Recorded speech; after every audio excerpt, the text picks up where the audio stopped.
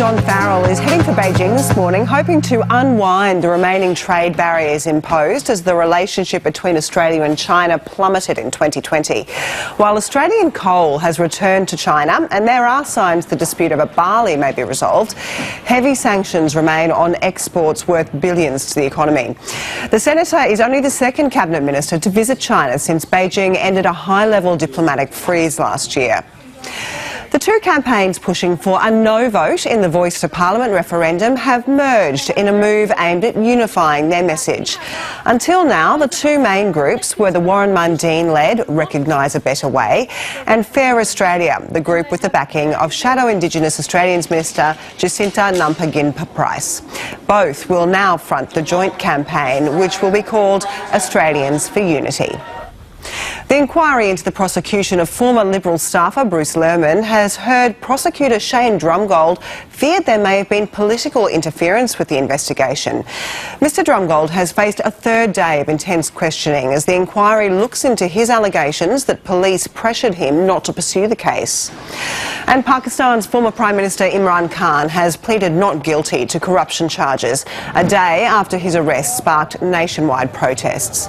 Police say 8 people have died and nearly 1,000 people have been arrested in demonstrations across the country. Working on the front lines in Alice Springs, Dawn Ross has seen too many children fall through the cracks. These young people, they need intervention, they need support. She hopes a long-awaited funding boost will make a difference. This is certainly going to allow Congress to start working towards meeting the needs of the referrals and the backlog of wait lists that we currently have. Dawn's is one of a number of Central Australian services to receive funding in the federal budget. This money is vitally important to tackle those challenges we've got within Alice Springs and Central Australia. All part of a $250 million package for Central Australia, announced by the Albanese government in February as a crisis response to crime in the region. But the federal government revealed last night only $155 million of the funds had been allocated, and it will be spent over 5 years. Almost $95 million of the promised package was left out of last night's budget. The federal government says the funding will be rolled out in a separate stage, but many argue the full amount should be delivered with urgency. We have been dealing with an emergency in Alice Springs. We need an emergency response. Simply saying that this can go on for years and that they don't need to deliver the full amount for a number of years isn't that emergency response. We'll continue to work with Canberra to make sure that we see that investment as quickly as possible. There's calls for more checks and balances to make sure the money is effectively spent. We really need to ensure that the service mapping that's been promised by the NT-Labor government actually comes to fruition. For Central Australia, funding and change can't come soon enough. Charmaine Allison, ABC News, Alice Springs. Morning, ladies and gentlemen, and welcome to this 11th day of May. Well, it's 16 degrees and mostly sunny, and even though it says 16 degrees, it's not feeling as cold. So it's not that what it is and how it actually feels out there many times. Well, ladies and gentlemen, right now, what is the government going to do with this budget? How is it going to recoup the money? Tag teaming with a team message, insisting they haven't just made worse the problem they're trying to solve. Pressure off families whilst not putting pressure on inflation. We don't expect to be adding to these inflationary pressures. The opposition and some economists claiming the cost of living relief may force Reserve Bank Governor Philip Lowe to lift interest rates again. This is a budget that gives with one hand to some and takes from so many others with higher inflation and higher taxes. Well, I don't agree with Angus Taylor. You won't be surprised with that. I don't listen to him or take advice from him very often at all. The government is seeking advice on how to arrest the runaway cost of the National Disability Insurance Scheme. It wants to contain annual growth of the scheme to 8%. And buried deep in the budget papers, an expectation of a $15 billion trim to NDIS spending over the next 4 years alone, plus another $59 billion over the following 7 years, a whopping $74 billion in savings over a decade. Whenever they mention NDIS, whenever they mention, reining in spending, that does create a lot of fear for the community, and the government needs to be really careful around, the language that they use. Disabled people across Australia are seeing this cut as a stab in the back. This scheme was never designed for every Australian with a disability, but for the most severely and profoundly impaired. Are we to deduce from this the federal government intends tightening eligibility for the NDIS? I think there's broad recognition that changes need to be made in the NDIS. It's clear that some very big changes are coming to the NDIS, presumably to eligibility, given the target savings are so enormous. The Commonwealth will also be asking the states to pick up greater responsibility and a bigger slice of the bill to ensure the scheme, which is critical to Australia's most vulnerable, remains sustainable in the long term. Andrew Probyn, ABC News, Canberra. Yes, and we have seen, since the introduction of NDIS, some companies flourish and done very well out of that. But the scheme, if it is flawed, as is being said, that there needs to be trimming, and those numbers are huge. So there's lots of savings as long as people are not disadvantaged further. Well, right now, one of the areas which people support is better bulk billing system, making it easier to access doctors. When you have 5 kids and asthma in the family, doctors' visits can add up. Last year, Eleni's kids' GP bulk billed their visits, so they cost her nothing. This year, it's now like a $75 fee, so I'm out of pocket $35 to $40. The government's hoping that will soon change. It will triple the incentive paid to doctors for bulk billing kids, pensioners and concession card holders, a move it says will benefit 11 million eligible Australians. Doctors say it could be a game changer. This is going to help slow the decline in bulk billing. Medicare currently pays $39.75 for a standard consult. On top of that, doctors get an incentive for bulk billing eligible patients. It will now be $20.65 for doctors working in metro areas and $39.65 in very remote areas. Hopefully that is enough in some areas and in some practices to encourage more bulk billing. It won't be universal, but I think there'll be much more access to bulk billing. It would have been nice as a working mum to be able to receive those benefits across the board for everyone. It will make a difference to the president of the Royal Australian College of GPs. I work in a regional area. We're actually currently reviewing our billing policy. We will continue for us to bulk bill those children, but that is my decision within my practice. A recent decline in the number of doctors bulk billing has resulted in more patients delaying healthcare to save on costs, and they're ending up in overcrowded emergency departments instead. Come on through. The cost of a visit to your doctor, even with this increase, is a small fraction of what the cost is when someone actually ends up in hospital. More needs to be done in the bulk billing space, and more needs to be done in general practice and in primary care. A call likely to get louder as our population grows older. Penny Timms, ABC. And of course, that is a very, very welcome news. That is something which I have been saying many times as well, that bulk billing must be compulsory.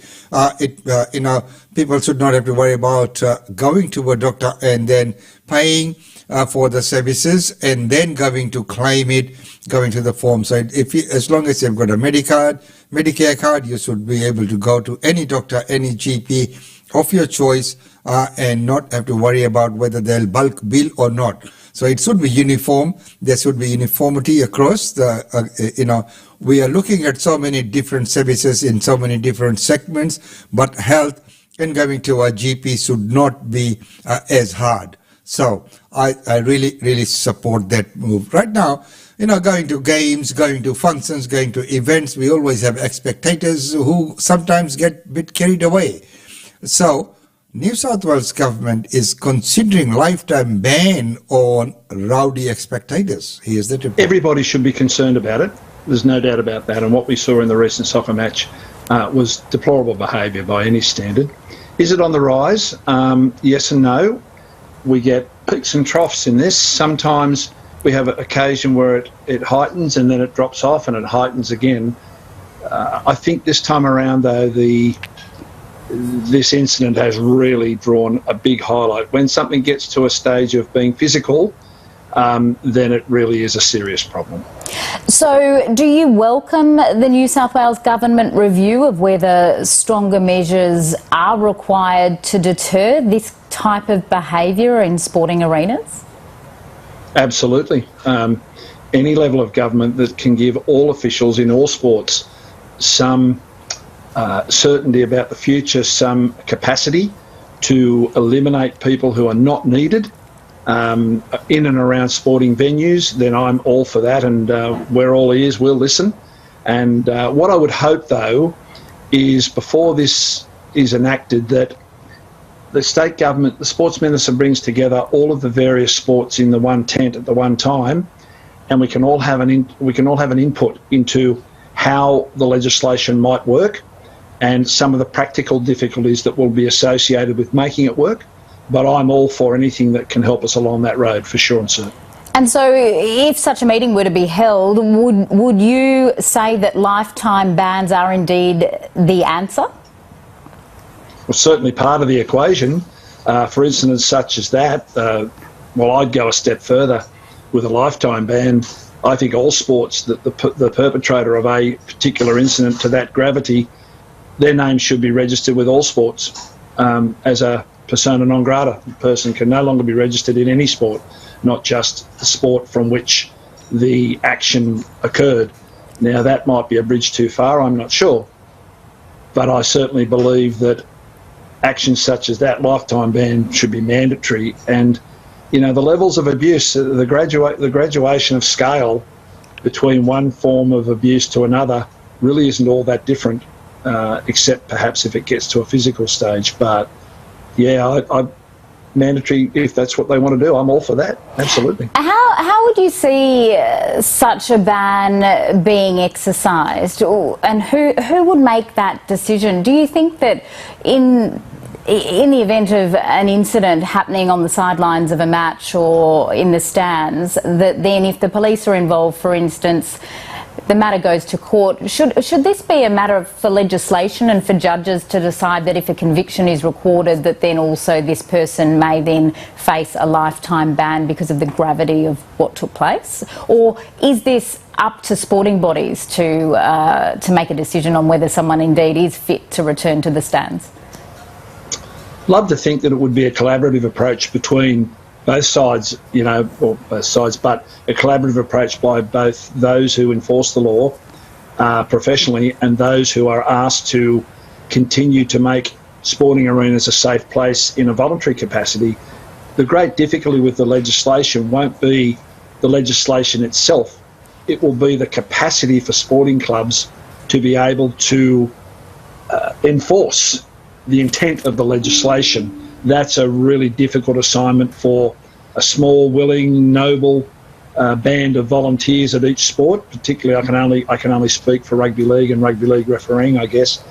But it's the same everywhere in community sport. The volunteer base continues to diminish, and you're asking a volunteer to carry out the actions that would support legislation that's been put in. So, again, I'll go back to what I said earlier. I think in order for this legislation to work effectively, I firmly believe that all sports should be brought round the table for a think tank about how this is going to be actually enforced. And of course, that is a very, very good question on how it is actually going to be enforced. Coming up with ideas, coming up with bans and things like that is okay. But, I always agree on getting out and working out the nitty-gritties of how it will actually take place, how will it be implemented. Also, some good news. Central Australia Services are welcoming the news of some funding. Working on the front lines in Alice Springs, Dawn Ross has seen too many children fall through the cracks. These young people, they need intervention, they need support. She hopes a long-awaited funding boost will make a difference. This is certainly going to allow Congress to start working towards meeting the needs of the referrals and the backlog of wait lists that we currently have. Don's is one of a number of Central Australian services to receive funding in the federal budget. This money is vitally important to tackle those challenges we've got within Alice Springs and Central Australia. All part of a $250 million package for Central Australia, announced by the Albanese government in February as a crisis response to crime in the region. But the federal government revealed last night only $155 million of the funds had been allocated, and it will be spent over 5 years. Almost $95 million of the promised package was left out of last night's budget. The federal government says the funding will be rolled out in a separate stage, but many argue the full amount should be delivered with urgency. We have been dealing with an emergency in Alice Springs. We need an emergency response. Simply saying that this can go on for years and that they don't need to deliver the full amount for a number of years isn't that emergency response. We'll continue to work with Canberra to make sure that we see that investment as quickly as possible. There's calls for more checks and balances to make sure the money is effectively spent. We really need to ensure that the service mapping that's been promised by the NT Labor government actually comes to fruition. For Central Australia, funding and change can't come soon enough. Charmaine Allison. And that is some wonderful news. Well, ladies and gentlemen, that's about all we have for you in this segment. Let's finish off with some functions and events taking place right here in Brisbane.